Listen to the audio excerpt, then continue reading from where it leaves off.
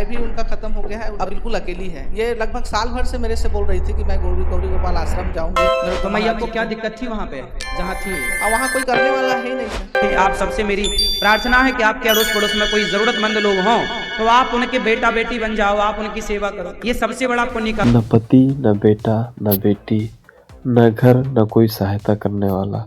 ये माँ इतनी दुखी होके फिर आई गुरुजी के पास। सुनो गुरुजी क्या कहते हैं। मैया कहाँ से आई हो मेरी माँ? करगी रोड, कोटा, बिलासपुर, छत्तीसगढ़ से आई। छत्तीसगढ़ से आप आए। तो आपके घर में कौन कौन है? कोई नहीं महाराज जी, न मेरे लड़के हैं न पति, कोई नहीं है। लड़का बच्चा कोई नहीं, पति भी नहीं है। और बेटी? बेटी नहीं है। बेटी भी नहीं, पति भी नहीं, बेटा भी नहीं। तो आप अभी तक कहाँ थी? करगी रोड, कोटा, बिलासपुर। तो वहाँ आपका खुद का घर था? कैसे आपका गुजारा होता था? दाल रोटी कैसे आती थी? कैसे आपका गुजारा होता था? घर का किसके पास थी आप? मैं अकेली थी महाराज। मेरे पति 2014 में खत्म हो गए, फिर अकेली रहती मेरे मतलब पेंशन मिलता रहा, वृद्धा पेंशन। और मेरा भाई था, वो मेरा कुछ मदद कर देता रहा, उसी से मेरा गुजारा चलता रहा। तो फिर क्या दिक्कत थी? आप रहते अच्छे से घर पे? नहीं महाराज जी, कोई है नहीं। फिर मेरे को यहीं आना था आपके पास। तो जिस घर में आप थी वो घर आपका ही था या भाई का था? मतलब मेरा ही था, छोटा सा ऐसी घर था महाराज। ठीक है। तो फिर आपके भाई ने सपोर्ट किया आपका? हाँ। तो आप अब नहीं करते भाई लोग सपोर्ट? भाई नहीं है महाराज जी, खत्म हो गए। अच्छा, भाई भी खत्म हो गए। हाँ। तो अब आपका सहयोग करने वाला कोई है? जी नहीं, सहयोग करने वाला मेरा कोई नहीं है। इनको मैं साथ में लाई हूँ।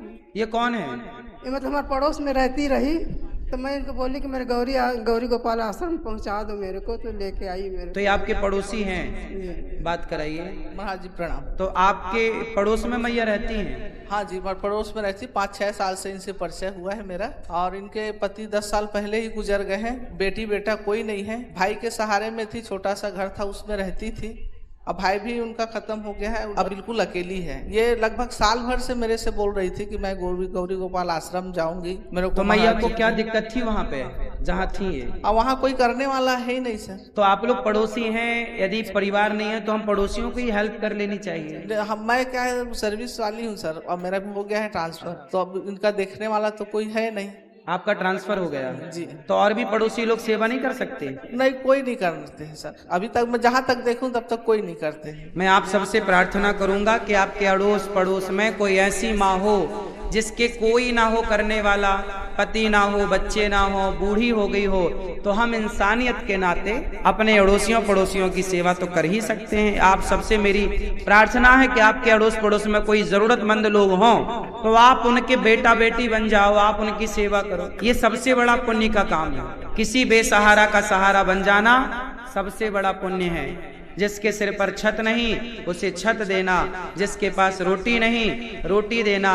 इन माँओं की सेवा से बड़ा कोई यज्ञ नहीं है, कोई जप नहीं है, कोई तप नहीं है। मैया अब आप यहीं रहिएगा। अब आपका बेटा ये दास अनिरुद्ध है, हम सब आपके बेटा बेटी बनकर आपकी सेवा करेंगे। अब देखो, ये हमारी 278 माएँ थी, अब ये एक माँ और जुड़ गई। यकीनन आप कुछ करने के योग्य हैं, तो आप किसी न किसी की मदद जरूर करें, क्योंकि आपके माहौल में, आपके पड़ोस में, आपकी गली में, आपके शहर में कोई ना कोई ऐसा जरूर होगा जो ज़रूरतमंद होगा।